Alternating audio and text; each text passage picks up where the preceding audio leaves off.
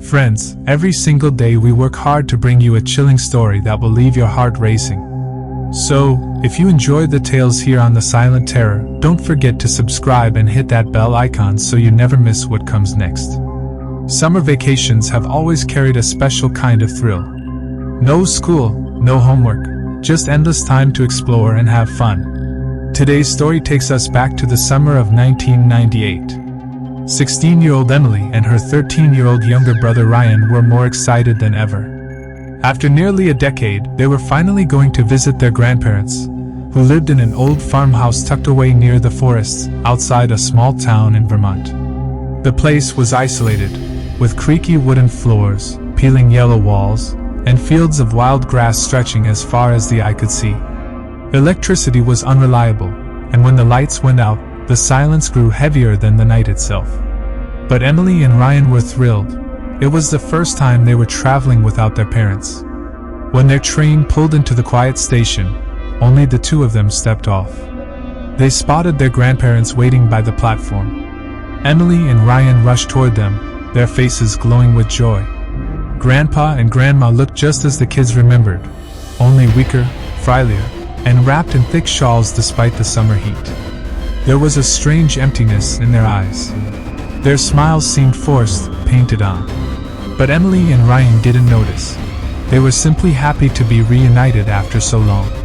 During the car ride, the kids chattered endlessly about their journey. The grandparents barely spoke, just nodding and smiling, glancing back at the children through the rearview mirror again and again. An hour later, they arrived at the farmhouse. It was huge but worn down, surrounded by silence. On the porch sat an old rocking chair, swaying ever so slightly, though there was no wind. Emily joked, "This looks like the kind of place where horror movies are filmed." And both siblings laughed nervously.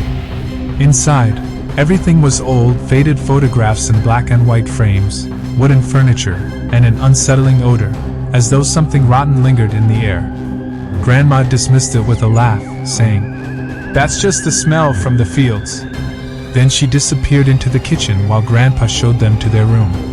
That night, at dinner, Emily noticed something strange. Grandma and Grandpa didn't eat. They just sat there, smiling, repeating over and over how happy they were to have the kids home again. It felt odd, but Emily brushed it off, thinking maybe her grandparents had just missed them deeply. After dinner, Grandpa came to their room, wished them good night, and warned, "You'll hear animals outside. Don't be afraid. But whatever you do, don't step out of this room after dark." Then he switched off the lights and left. The children were exhausted, and soon sleep overcame them. For the next 2 days, life felt oddly normal. Emily spent most of her time sketching by a window that overlooked the endless trees, all strangely identical. Ryan wandered around the property, listening to music on his Walkman. Every afternoon, their grandparents claimed they were going to work in the fields and wouldn't return until nightfall. Yet, small details didn't add up. The landline phone was broken, cutting them off from the outside world. The refrigerator contained nothing but a single pot filled with a thick, dark red liquid. When Ryan asked about it, Grandma burst into loud laughter, calling it an old family recipe. Sometimes, without reason, she would laugh uncontrollably. Grandpa, on the other hand, could sit still for hours, staring at nothing. Emily and Ryan dismissed it as old age. But deep down, unease was starting to creep in. One night, Emily was awakened by a sound outside their door. She froze as a huge shadow slid across the crack beneath it. Ignoring her grandfather's warning, she tiptoed over and slowly opened the door. The rotten smell was stronger than ever. In the darkness, she heard something moving, a low, dragging sound that didn't feel like any animal. Just as she was about to step forward, a cold hand landed on her shoulder. Emily gasped and turned. Grandma was standing there, her face unnaturally pale, the same eerie smile stretched across her lips. Whispering, she told Emily to go back to bed. Terrified, Emily obeyed.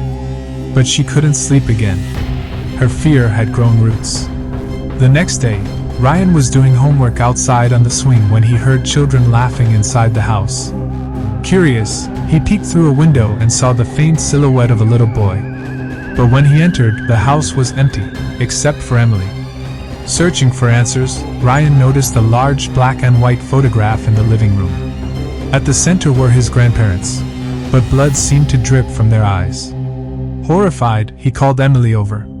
Yet when she arrived, the photo looked completely normal again. Shaken, Emily revealed what she had seen the night before. Both siblings realized something was terribly wrong. Finally, their curiosity drove them upstairs to the locked bedroom where their grandparents supposedly slept. With a trembling hand, Emily unlocked the door. The stench hit them instantly. On the bed lay 2 decomposing bodies, and around one corpse's neck hung the same locket Grandma always wore. Emily's heart stopped. The truth crashed over them. If these were their real grandparents, then who had they been living with all this time? And that, friends, was just part 1 of this story. To find out what happens next, subscribe to The Silent Terror, because in part 2, the nightmare only gets darker.